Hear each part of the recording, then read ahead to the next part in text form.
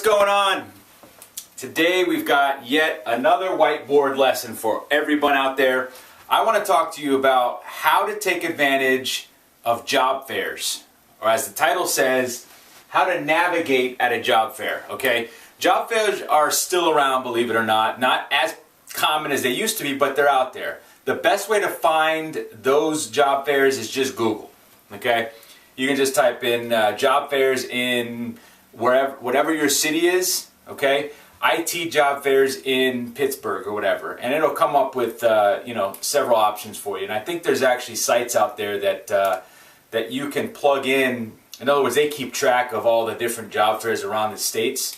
So that's a tool that you can use. But let's talk about how to prepare for a job fair. And I'll tell you that a lot of this is the same as preparing for an interview, which I did it in a previous video. So some of this, if you've seen that video, might be familiar to you, but it's equally important. Okay, let's get started right away. Let's do this. So number one, in advance, you want to research the companies that are going to be in attendance. All right, and for example, you want to know, would you want to work for them, and what kind of business are they? What do they do as a business? So is it a company that you're interested in speaking to?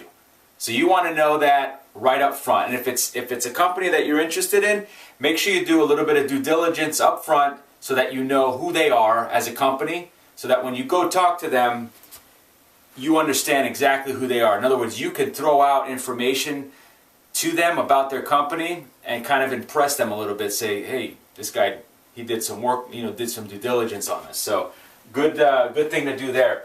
Number two, dress appropriately. I don't really have to tell you about that. I mean, business casual I think would be fine, but don't go in, shorts and t-shirt like I am. All right, look decent. Okay. Number three, bring copies of your resume. All right, have a hard copy of your resume. Have several of them, matter of fact, and a pen. Okay. Make sure you have a pen with you, something to write with. And I mean, believe it or not, we still use pens these days. Not that much, but you might have to fill something out, and it's excuse me about that. I mean, it's horrible to have to ask someone if they have a pen. You can borrow one, so keep a pen on hand. And I don't know if you can read this, but here's an extra tidbit. Suppose that you're talking to somebody, and they're interested in you, you're interested in them, right? Or even if they don't show interest in you yet, why don't you ask them for their email address and say, hey, I would love to get you a resume in your hand. What's your email address? And email it to them from your smartphone. Okay? Have it ready and accessible from your smartphone so that within 30 seconds you can pop it open, right? Send that person an email with your resume attached. Boom, now you've got their email address. Okay? So just a little thing that you could try to do, and hey, it's worth a try, right? All right, so number four, practice your pitch. This is your 30-second intro, guys and gals. Who are you? You need to be able to shake someone's hand and in 30 seconds tell them who you are, what you could do for them as an employee, and that's pretty much it, your 30-second spiel.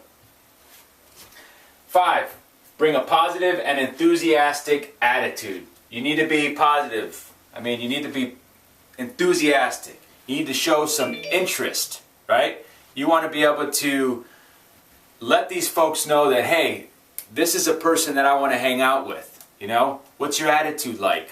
If you're in a bad mood that day, don't go. Don't even bother.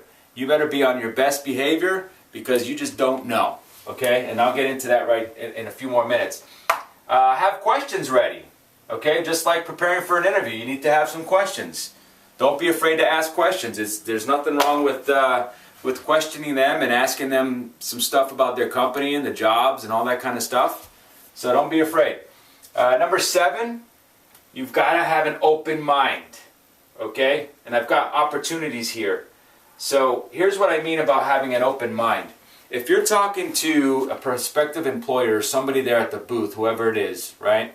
And they don't really have anything that interests you as far as a opportunity or a job role, okay? don't just shun it off and don't walk away and say, you know, forget it, they can't offer me anything, they can't help me.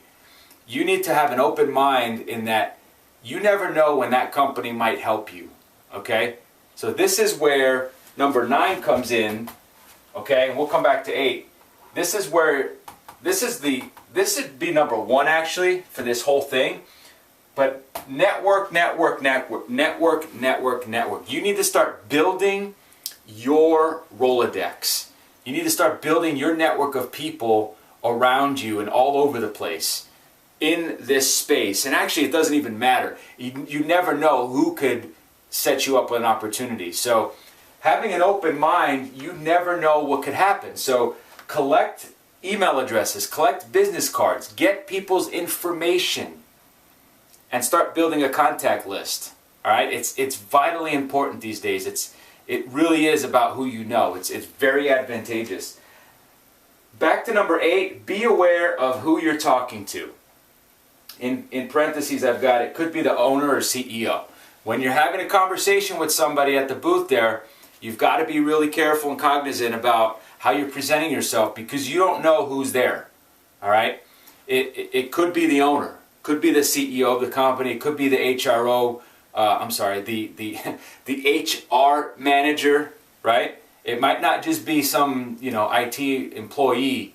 You just don't know who it could be, and you want to make that first impression, that best impression, so that they know that, okay, if I were to hire this guy, I think he'd be a good fit, or gal. Okay, so always be aware of your posture. Be aware of your personality. Be aware of your attitude. How am I presenting myself to these folks here, these potential employers? Okay, so just keep that in mind.